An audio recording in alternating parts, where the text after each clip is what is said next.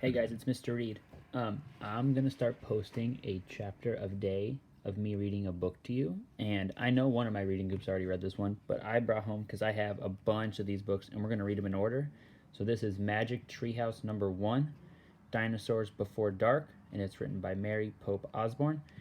If you've already read this book with me for reading groups, it's okay. It won't take us very long to finish this book. Just play along with us, and then once we get to ones that we haven't done yet, then you'll be hearing new stories as well. But here we go. Chapter 1, Into the Woods. Help! A monster, said Annie. Yeah, sure, said Jack. A real monster in Frog Creek, Pennsylvania? Run, Jack, said Annie. She ran up the road. Oh, brother. This is what he got for spending time with his 7-year-old sister. Annie loved pretend stuff, but Jack was 8.5. He liked real things. Watch out, Jack. The monster's coming. Race you. No thanks, said Jack.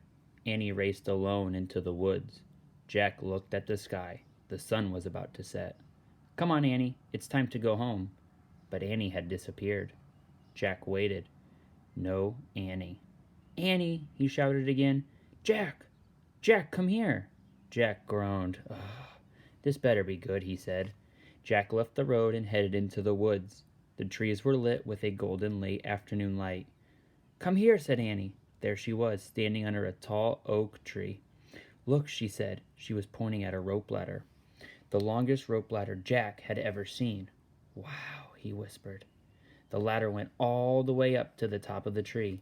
There, at the top of it, was a treehouse. It was tucked between 2 branches. That must be the highest treehouse in the world, said Annie. Who built it? Asked Jack. I've never seen it before.